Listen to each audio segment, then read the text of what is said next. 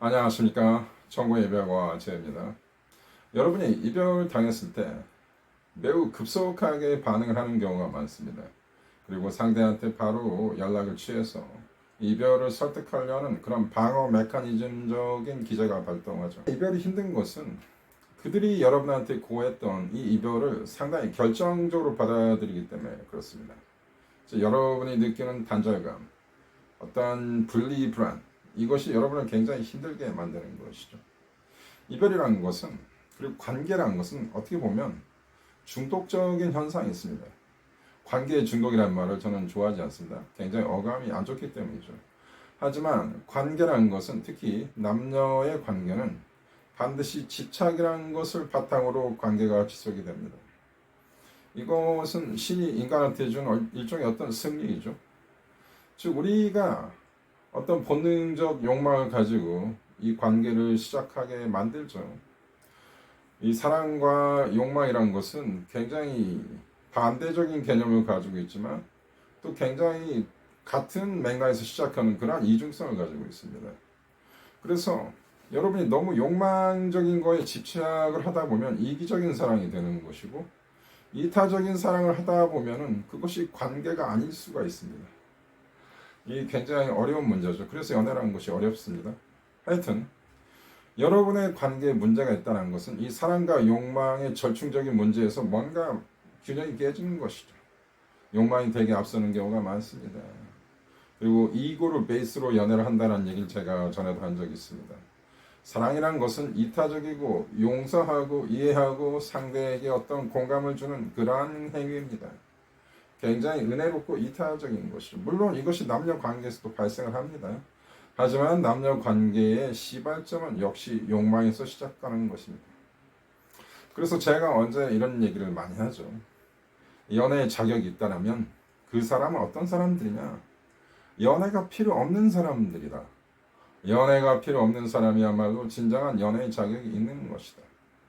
왜? 우리가 배고플 때 그로서리 스토어에 가서 음식물을 쇼핑하는 것은 굉장히 위험한 행동입니다. 불필요한 많은 걸 살 수 있게 되죠. 굉장히 충동적으로 구매를 할 수 있다는 것이죠.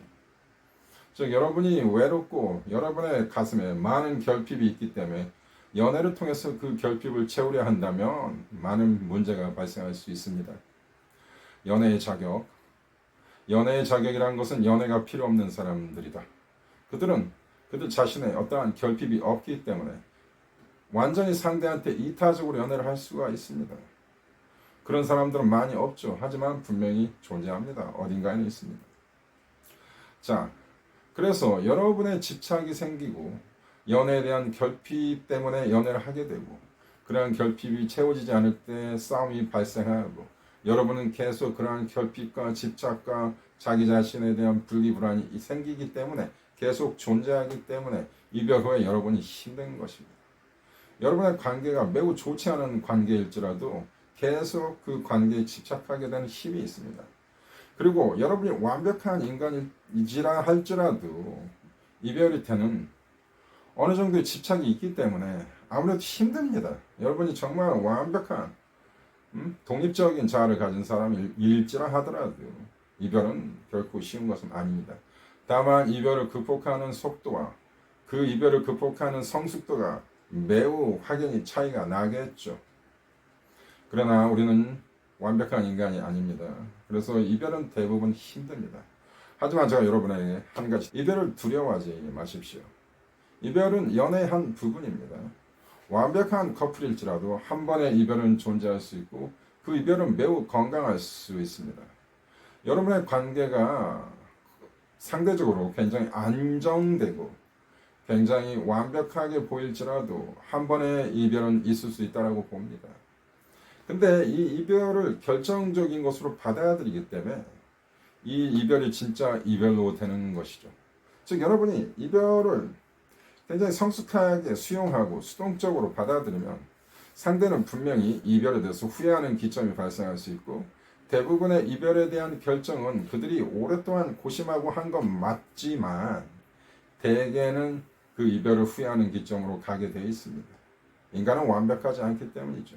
그리고 이별이라는 결정이라는 것은 그들이 미처 경험해보지 못한 것을 하는 새로운 도전입니다.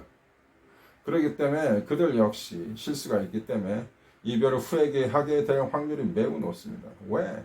여러분은 그렇게 문제가 있는 사람이 아니었습니다. 여러분과 그들이 완벽한 인간적인 성숙함이 없었기 때문에 이러한 실수가 발생할 수 있는 것이죠. 그리고 많은 이별들이 실수입니다. 그리고 많은 이별들이 테스트입니다. 여러분의 남성성을 테스트할 수도 있고, 또 좋지 않은 사람은 자기의 어떤 그 가치를 확립하기 위한 가짜 이별일 수도 있죠. 그러기에 더더욱 여러분은 그들에게 연락을 해서는 안 되는 것이죠.